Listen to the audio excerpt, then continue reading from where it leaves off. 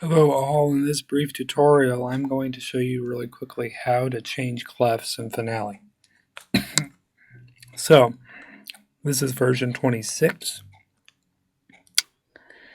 And we have this score. You could say it's kind of weird because I put it both in bass clef on both staves. Normally piano doesn't have that. Or it can have that in some instances. It just depends on what octave or what range of the piano you're using. For this, I tend to want to do less and less ledger lines, so for the treble clef, for these to be on the treble clef would be 2 and 3 ledger lines or more. So it's good to change the clef to bass clef on both just so we get an idea of where the sound is on the piano. Now, how we change clefs, I have this excerpt of music right here, and I wrote the same thing here in this right hand part, bass clef, as I am left hand here. Now you can't play both of these at the same time if they were juxtaposed over top of one another, but I want to add another part to this, and I want to change the clef to treble because I'm going to be working in the higher range. So what we do is we go over to our main tool palette, we click this clef tool right here. If you hover over it, it'll say what tool it is. It's clef tool. And click the clef tool till it highlights blue. Then click the measure that you want to change the clef of, and you'll have this whole big selection of staves, from treble to tenor,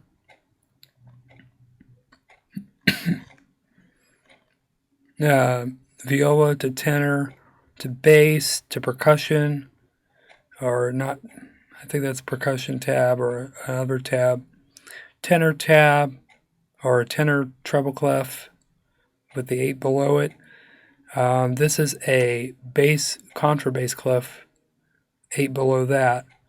And this is a different clef here, and this is the French violin clef here, and other movable C clefs, percussion clef again, and this clef would mean the treble clef but an octave above the bass clef here, or a blank clefless, or you can have these two tab staves. So you have your wide range of clef selections that you could choose from. And you could say show clef when needed, show clef never, show clef always. And that's your choice. You can mix and match however it goes. And then you can specify what number or region you want to switch it to the different clef until. Usually I do from whatever measure is highlighted till next clef change, because I haven't decided where I'm going to reassign the clefs yet. So we could do measure 31 through the end of the piece. 31 is what's highlighted, and it'll go, instead of bass clef, let's say I choose treble clef, it'll go treble clef from now until the end of the piece, but that's not actually what I want. I want it to the next clef change because I will be changing back and forth in clefs in this piece. It's kind of all over the place. So you go ahead and click measure 31 to the end of the, or measure 31 to the next clef change rather, and you'll place it inside the bar line. So go ahead. If it feels a little cramped, we can always place the clef after the bar line, so you can move it so it's placed after the bar line. You can check that place after bar line checkbox in that dialog, and it'll show you how that is done so that it doesn't collide with notes, because you don't want them to collide. Then there's also this very, very nifty thing. Let me go down to a blank measure here. And I'm trying to see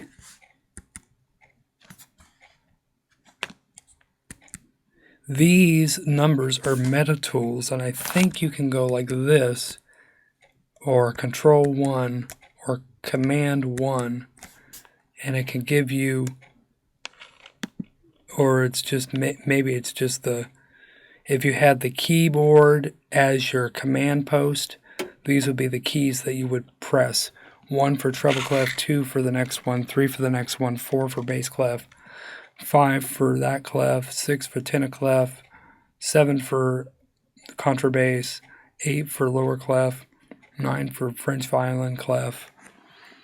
And A, B, C are all movable C clefs. D, you can hit it, the D, and it'll change the clef to that octave above, or you hit the D and it'll change it to percussion clef. If you hit the F, or the E rather, it'll change it to the octave above the treble clef.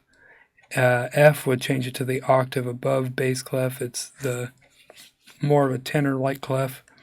G would be clefless, H would be one tab, and I would be another tab. Okay, so let's check if we need to do something. Oops, that's not what I wanted.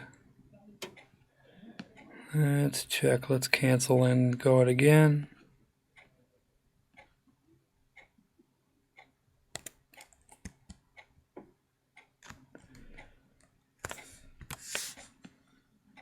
And then let's change that back to bass. You're going to select the 4th clef from the left. It's a bass clef. And it'll automatically put it before the measure unless you specify placing it after the bar line. Which in some cases, like I showed you with the treble clef colliding with the 8th note, you're going to want to do that. Okay? So that is how we change clefs in Finale. I hope that answered questions. If you have any more questions, please feel free to comment me, and I will see you in the next video.